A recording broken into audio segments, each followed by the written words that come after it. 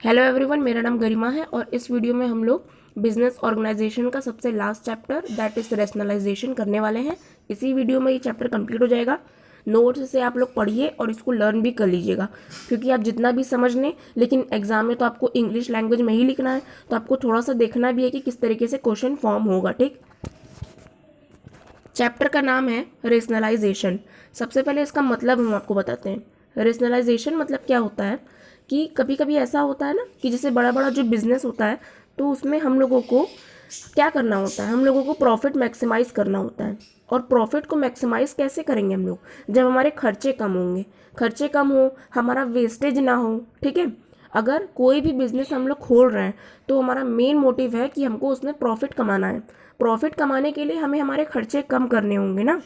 तो रेशनलाइजेशन एक ऐसा प्रोसेस होता है जिससे हम लोग हमारे जो वेस्टेज होता है, हमारे ऑर्गेनाइजेशन में जो भी इनएफिशिएंसी होता है, उसको हम लोग रिमूव कर सकते हैं। ठीक है, इसको रीड करिए। In the words of professor Sargent Florence, rationalisation is a movement, मतलब ये एक प्रोसेस होता है that is use to eliminate wastage and inefficiency scientifically or logically by some sort of joint action between all the firms within one industry। मतलब कि हमें हमारे business में प्रॉफिट बढ़ाना है, लेकिन प्रॉफिट बढ़ाने के लिए हमें हमारे बिजनेस में वेस्टेज कम करना है। ठीक है, जैसे कि कैसे कैसा वेस्टेज, डुप्लीकेशन ऑफ वर्क ना हो, ओवरलैपिंग ना हो, अंडरलैपिंग ना हो। तो इन सारी चीज़ों को हमें कम करेंगे ना, तभी हमारा बिजनेस प्रॉफिट में जा पाएगा। तो रेशनलाइजेशन एक ऐसा प्रोसेस होता है जिससे हम लोग हमारे बिजनेस में वेस्टेज और इनएफिशिएंसी को रिमूव कर सकते हैं। ठीक, जो मोस्ट इंपॉर्टेंट कीवर्ड्स है उसको हम अंडरलाइन कर दिए, तो उस पर ज़्यादा फोकस करिएगा। अब कोई भी चीज़ के बेनिफिट्स होते हैं तो उसके डिसएडवांटेजेस भी होते हैं। ठीक, merits as well as demerits. तो देखिए, ये जो चैप्टर है इसमें से 3 क्वेश्चन बन सकता है। वीडियो के लास्ट में आपको बताएंगे वो 3 क्वेश्चन कौन से हैं। तो अगर आप लोगों को डायरेक्ट वो 3 क्वेश्चन देखना है तो वीडियो को आगे बढ़ा के देख लीजिए, नहीं तो पूरा वीडियो देख के चैप्टर समझ लीजिए और उसके बाद क्वेश्चन भी देख लीजिएगा। ठीक, अब बारी आती है इसके एडवांटेजेस की, यानी कि जो रेशनलाइजेशन है इसके क्या क्या एडवांटेजेस हो सकते हैं। तो देखिए, फर्स्ट है ऑप्टिमम यूटिलाइजेशन ऑफ रिसोर्सेज। मतलब कि जब हमारे बिजनेस में किसी भी प्रकार का वेस्ट नहीं होगा तो हमारे जो रिसोर्सेज हैं जैसे कि रॉ मटेरियल, लेबर, लैंड, वो अच्छे से यूज़ होगा ना। जैसे कि आपके बिजनेस में एक काम हो रहा है लेकिन वो 2 मजदूर हैं, उनको पता नहीं है कि वो दोनों ही वो काम कर रहे हैं, तो आपका वो बर्बाद हो रहा है ना।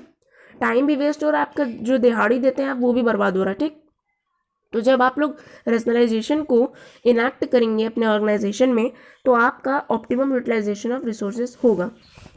सेकेंड है नेशनल प्रोस्पेरिटी। मतलब नेशनल प्रोस्पेरिटी का मतलब जब आपका बिजनेस अच्छा चलेगा, ऐसे ही हर लोग जब रेशनलाइजेशन को अडॉप्ट करेगा, सबका बिजनेस जब अच्छा चलेगा तो अल्टीमेटली इंडिया के लिए हम लोग अच्छा कर रहे हैं, हमारा जो नेशन है वो समृद्ध होगा। ठीक, supply of good quality goods at reasonable prices. जब हमारा खर्चा कम आएगा, ठीक, हम किसी भी चीज़ को बना रहे हैं और हमारा खर्चा कम आ रहा है तो हम कस्टमर को उसको सस्ती चीज़ों में बेच सकेंगे। और खर्चा कम करने के लिए हमें रेशनलाइजेशन को अडॉप्ट करना होगा। ठीक, पहले हम किसी चीज़ को 15 रुपये में बनाते थे तो उसको हम 20 में बेचते थे, लेकिन अब वो हमारा 8 रुपये में ही बन रहा है तो हम उसको बस 2 रुपये का प्रॉफिट या 2-3 रुपये का प्रॉफिट करके उसको 10 से 11 रुपये में बेच सकते हैं। तो जिससे कस्टमर को भी सस्ता पड़ेगा, तुम्हारा डिमांड भी इस प्रोडक्ट का इंक्रीज होगा। ठीक, इंक्रीज प्रॉफिट, जाहिर सी बात है जब आपका खर्चा कम होगा तो प्रॉफिट तो ज़्यादा होगा ही।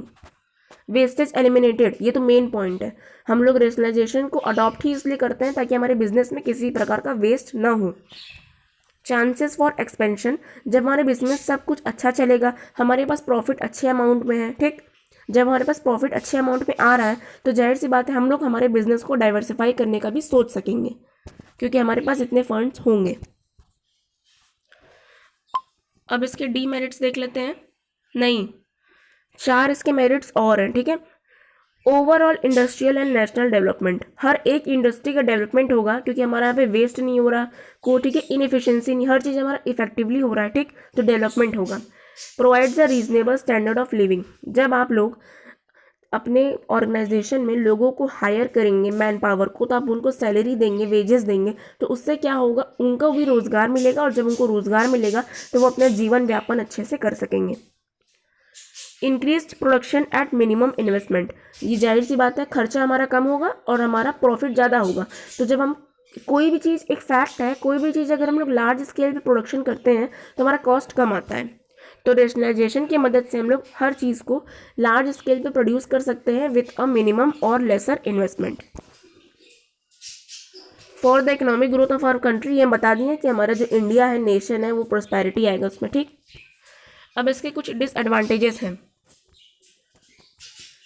पहला डिसएडवांटेज है मासिव अनएम्प्लॉयमेंट, ठीक।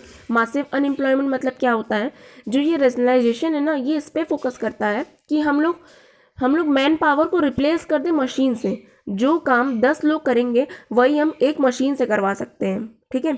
तो रेशनलाइजेशन कहता है कि बेमतलब के इतने आदमियों को मत रखो, उन लोग को सैलरी देना पड़ेगा, इससे बढ़िया एक ही बार में मजे का पैसा लगाओ और जो है कि एक मशीन खरीद लो।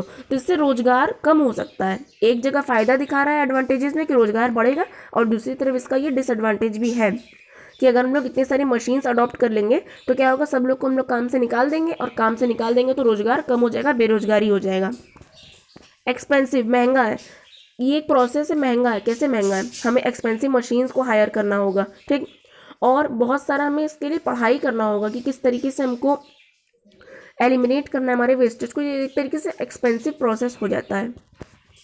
एक्सप्लॉयटेशन टू कंज्यूमर्स और एक्सप्लॉयटेशन टू लेबर्स, ये दोनों बहुत ही सिंपल टॉपिक है। इसको आप लोग बुक में रीड करके मुझे कमेंट में थोड़ा सा बताइएगा, ठीक। Rationalisation leads to monopoly, rationalisation को अडॉप्ट करने से मोनोपोली क्रिएट हो सकती है। मोनोपोली का मतलब ये होता है कि एक ही इंसान बस उस चीज़ को प्रोड्यूस कर सके और किसी और के पास वो पावर ना हो कि वो भी उसे बना सके। फॉर एग्जांपल, जो ये ट्रेन है, ट्रेन रिलेटेड सर्विसेज जो है वो सिर्फ गवर्नमेंट सेक्टर के पास है और कोई प्राइवेट सेक्टर अपना ट्रेन नहीं इस्टेब्लिश कर सकता है, ठीक। तो रेशनलाइजेशन से मोनोपोली भी क्रिएट हो सकती है। तो यहाँ पर ये हमारा चैप्टर कंप्लीट हो जाता है। अगर अभी तक आप लोग इस वीडियो में बने हैं तो बहुत अच्छी बात है। अब चलिए इसका 3 मोस्ट इंपॉर्टेंट क्वेश्चन देख लेते हैं। देखिए, अभी हम लोगों ने क्या पढ़ा, मीनिंग पढ़ा, एडवांटेजेस एंड डिसएडवांटेजेस।